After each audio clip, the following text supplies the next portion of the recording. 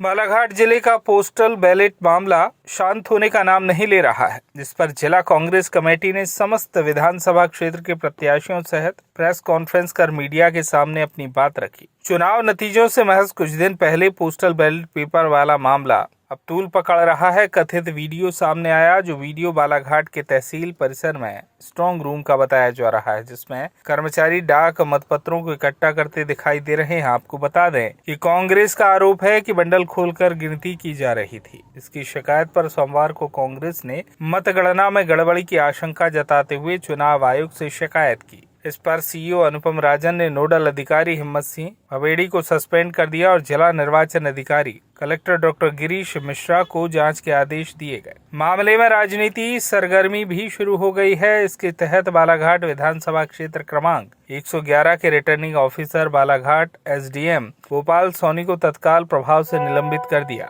इसके बाद भी कांग्रेस पार्टी संतुष्ट नहीं है। कांग्रेस का आरोप है कि जिला निर्वाचन अधिकारी द्वारा यह घटना को अंजाम दिया गया। इसके चलते चुनाव आयोग को जिला निर्वाचन अधिकारी को तत्काल निलंबित कर 3 तारीख को मतगणना सक्षम अधिकारी के सामने की जाए, ताकि मतगणना निष्पक्ष एवं शांतिपूर्ण संपन्न हो सके।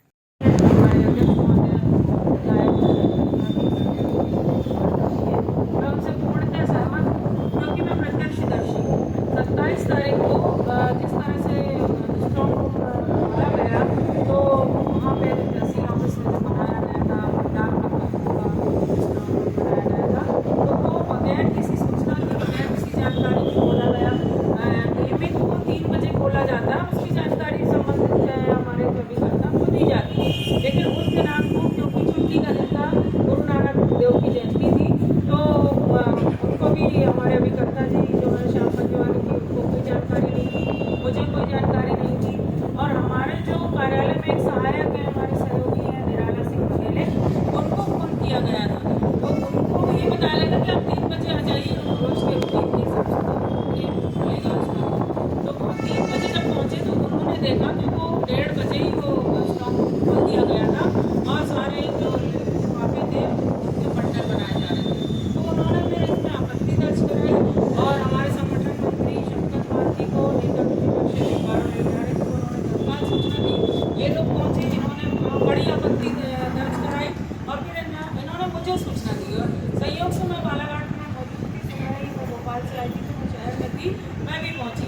तो वहाँ पे जो तत्कालीन एसडीएम गोपाल सोनी जी मुझे मिले, तो मैंने उनको कहा कि क्या है ये अफवाहें पूरे शहर में फैली हुई है, इस तरह से आप लोग कैसे नियम विरुद्ध तरीके से कार्रवाई कर रहे हैं, डाक मतपत्रों के लिफाफों पर काम कर रहे हैं। तो उन्होंने मुझे कहा कि मैडम ये रूटीन प्रक्रिया है, इसमें कोई दिक्कत की बात नहीं और नियम विरुद्ध कुछ भी नहीं है और देख लीजिए आप। तो मुझे लगा हो सकता है कि ऐसा हो रहा होगा।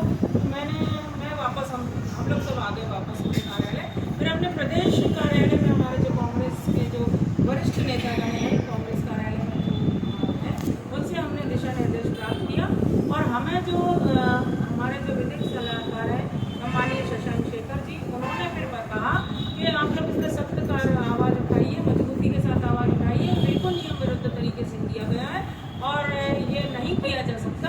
तब हम लोगों ने फिर हम एक्शन में आए और हम लोगों की जो कार्रवाई हुई इससे हमने आपको लगातार अवगत कराया मीडिया के माध्यम से। तो मैं यही कहना चाहूँगी कि ये भारतीय जनता पार्टी की जो सरकार है, ये दम तोड़ रही है, आखिरी सांसें ले रही है।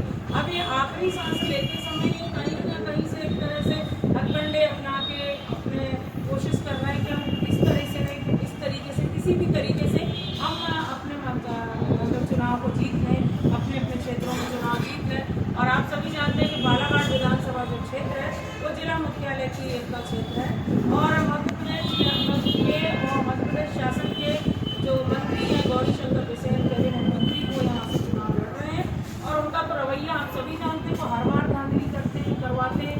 और 2013 का चुनाव आपके सामने है कि मेरा जीता हुआ चुनाव मुझे हराया गया था, इन्हीं के इशारे पर जिला प्रशासन ने मुझे चुनाव हरवाया था। ये पूरा बच्चा बालाघाट जिले का जानता है और अभी भी गौरी शंकर बिसेन जी इस मुगालते में है कि हमारी सरकार है, हमारे कमिश्नर हैं, हमारे एसपी है, जिला प्रशासन पे हम जैसा चाहेंगे वैसा हम उनसे काम करा लेंगे। तो इस कारण ये सब हो रहा है। तो मैं तो इसमें यही मांग करती हूँ हमारे आदरणीय सभी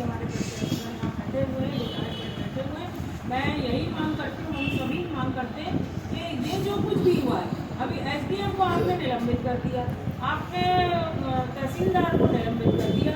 जो असली मेन है उनको क्यों नहीं निलंबित किया जाता है? जिला निर्वाचन अधिकारी प्रमुख होते हैं। चुनाव की प्रक्रिया को शांतिपूर्ण नियम अनुसार संपन्न कराना, निर्वाचन आयोग के निर्देश के अनुसार संपन्न कराना, ये जिम्मेदारी होती है जिला निर्वाचन अधिकारी की। और हमारे यहाँ के जो जिला निर्वाचन अधिकारी डॉक्टर गिरीश कुमार मिश्रा जी, वो गौरी शंकर बिसेन जी के इशारों में काम कर रहे हैं। और भारतीय जनता पार्टी की जो अभी जो सरकार है उसके पक्ष में काम कर रहे हैं, ये उनके इशारों पे काम कर रहे हैं। और किसी भी तरह ये इनके प्रकरण को गौरी शंकर बिसेन जी को भी जिताने में लगे हुए हैं, गिरीश कुमार मिश्रा जी। और हमारे बाकी क्षेत्र जो हैं, अन्य 5 क्षेत्र हैं, वहाँ पे भी चुनाव को प्रभावित करने में लगे हुए हैं। तो हमारी ये मांग है कि 2 अधिकारियों पे ताज गिराने से कुछ नहीं होता। अगर कार्रवाई सही करना हो, नियम अनुसार है, तो जिला निर्वाचन अधिकारी को, अब क्योंकि मतगणना ही बाकी रही, चुनाव तो हो गया, सब कुछ हो गया, अब मतगणना पे ही सबकी निगाहें हैं। अब मतगणना में अगर हेराफेरी होती तो चुनाव परिणाम बहुत बुरी तरीके से प्रभावित होते। कि हर व्यक्ति जान रहा है जिले भर में एक तरह से असंतोष का माहौल फैला हुआ है।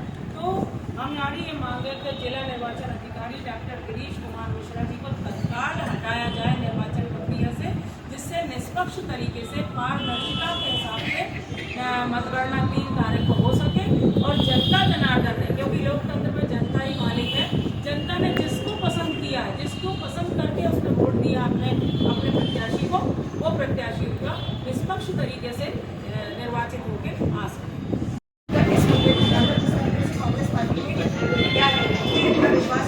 प्रशासन के ऊपर और भारतीय जनता पार्टी का इतना दबाव तो कांग्रेस ने बना ही दिया है। अगर उनके दिमाग में किसी तरह की कोई भी फिक्र होगा तो अब भविष्य में तो वो ऐसी गलती करने से पहले तो सोचेगी, क्योंकि जो भी अधिकारी इसमें लिख पाया जाएगा उसको अपनी नौकरी से हाथ धुला ही पड़ेगा। बहुत बहुत धन्यवाद आपका। नहीं करते, लेकिन यहाँ पर जो बात है, नियम की बात है, तो क्या नियम रहे हैं इस चीज़ों के? देखिए, विपक्ष से क्या सवाल उठाया जा रहा है। पहली चीज़ तो ये कि जो 27 तारीख को स्ट्रांग रूम खोला गया और डाक मतपत्रों की जो छेड़छाड़ किया गया, ये तो सीधे सीधे सत्ता पक्ष के दबाव में जिला निर्वाचन अधिकारी द्वारा कराया गया। हमारा पहला आरोप ये है।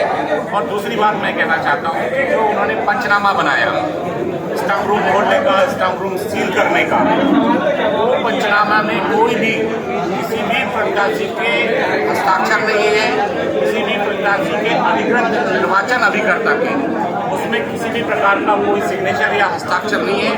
उसके अधीन, उसके नियंत्रण में, उसकी जानकारी में कोई भी कार्य नहीं किया गया। इसलिए अगर ये आरोप लगाया जाता है कि इसमें जो कांग्रेस है ये कहीं ना कहीं कंफ्यूजन में, ये बिल्कुल कांग्रेस कहीं कंफ्यूजन में नहीं है। कांग्रेस ने सीधे सीधे शिकायत किया, इस पर कार्रवाई चाहता है। और कांग्रेस की जो शिकायत है वो जायज़ है, तभी तो निर्वाचन आयोग ने 2 अधिकारियों को सस्पेंड किया है। लेकिन हमारी मांग है कि जिसके नियंत्रण में, जिसके अधीन रहकर पूरी प्रक्रिया हुई, जिला निर्वाचन अधिकारी जो सत्ता पक्ष के दबाव में कार्य कर रहा था और अपने अधिकारियों से ये कृत्य कराया, वो तो अच्छी है। एक विधानसभा क्षेत्र में ये चीज़ हो गई और जानकारी में आ गई तो रुकावट हुई, और नहीं तो पता चला 6 विधानसभा में ये सारी ये खेल कर लेते और चुनाव परिणाम को प्रभावित करने का काम करते। इसलिए हमारी मांग है, आज हम सब लोग यहाँ ज्ञापन दे रहे हैं भारत निर्वाचन आयोग को। हमारी मांग है जिला निर्वाचन अधिकारी के खिलाफ तत्काल कार्रवाई की जाए, उनको हटाया जाए और दूसरा जिला निर्वाचन अधिकारी पदस्थापना हो और वो उनके नियंत्रण में मतगणना की कार्रवाई हो।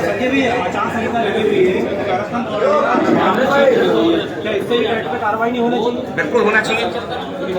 देखिएगा, सीधी सी बात यह है कि जिला निर्वाचन कोई भी धारा 144 लागू होती है, तो अगर कोई भी कार्यक्रम होते हैं तो बिना जिला निर्वाचन अधिकारी के अनुमति के वो कार्यक्रम नहीं हो सकते। और वो कार्यक्रम के आयोजक स्वयं थे, वो जो नहीं कराया जाना चाहिए था। जब आप अभी हमारे जो सामाजिक मेले लगते हैं, धार्मिक मेले लगते हैं, कार्तिक पूर्णिमा के अवसर पर आप उन सारे मेलाओं को स्थगित कर दिए और आप मैराथन करा रहे हैं, तो सरासर गलत है। एक आखिर राजन जी ने बयान दिया कि बैलेट पेपर में कोई छेड़खानी नहीं है, कांग्रेस कितनी संतुष्ट है इस बयान से? देखिए भाई, हम निर्वाचन आयोग। Bureau report, Balaghat.